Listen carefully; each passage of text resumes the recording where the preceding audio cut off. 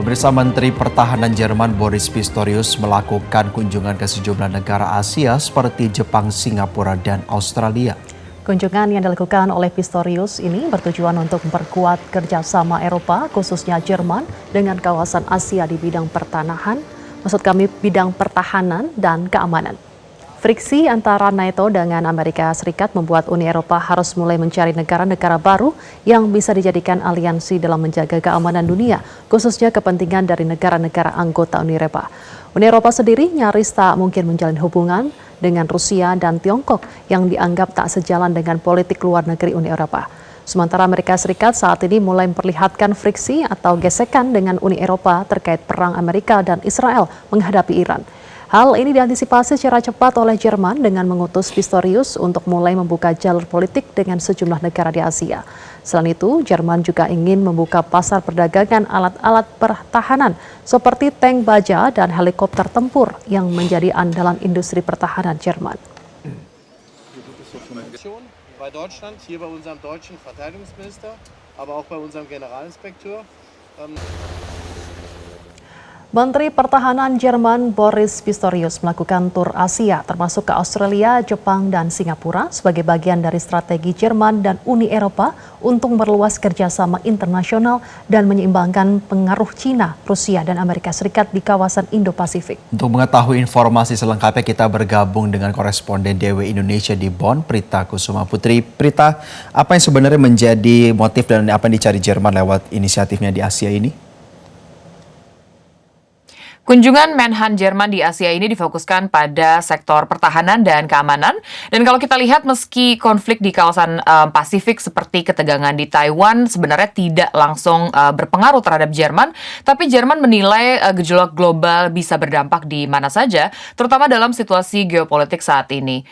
Boris mendorong kerjasama pertahanan dengan Jepang dan Australia termasuk lewat pertukaran alutsista dan latihan militer bersama. Tujuannya jelas, yaitu membangun hubungan yang dapat diandalkan dengan negara-negara strategis di kawasan Indo-Pasifik. Partisipasi Jerman dalam manuver militer di kawasan ini misalnya tidak hanya dilakukan dengan Australia atau Jepang, tetapi juga bahkan dengan India. Lalu Prita, apa yang ditawarkan Jerman dari Uni Eropa untuk memperkuat kemitraan di Indo-Pasifik?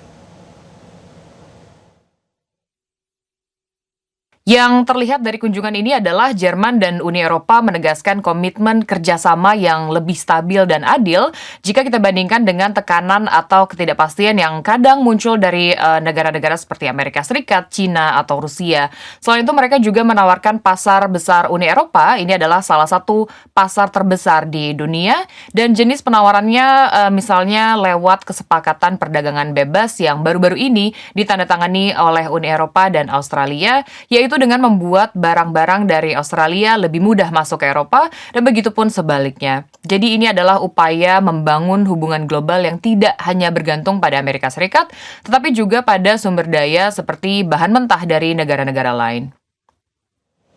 Ya, Prita, lalu apakah Eropa hanya mencari mitra yang lebih kuat di Asia saja atau di tempat lain juga?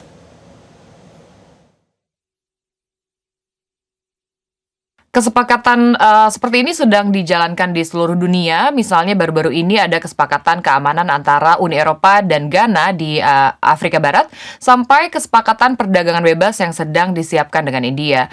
Ada lagi juga dengan negara-negara yang tergabung di blok perdagangan yang bernama Pasar Bersama Amerika Selatan. Jadi ini adalah upaya membangun jaringan global yang berbasis aturan, bukan bergantung pada kebijakan yang selama ini kerap dikritik oleh banyak pihak tidak konsisten, seperti yang dilakukan oleh Presiden Amerika Serikat Donald Trump atau tekanan politik dari negara-negara lain seperti Cina atau Rusia. Jadi tujuannya jelas, Jerman mau menjaga tatanan dunia tetap adil dan dapat diprediksi di tengah dinamika global yang saat ini dianggap oleh Jerman sedang mengancam stabilitas internasional. Baik, terima kasih Prita Kusuma Putri langsung melaporkan dari Bonn, Jerman. Jelajahi cara baru mendapatkan informasi. Download Metro TV Extend sekarang.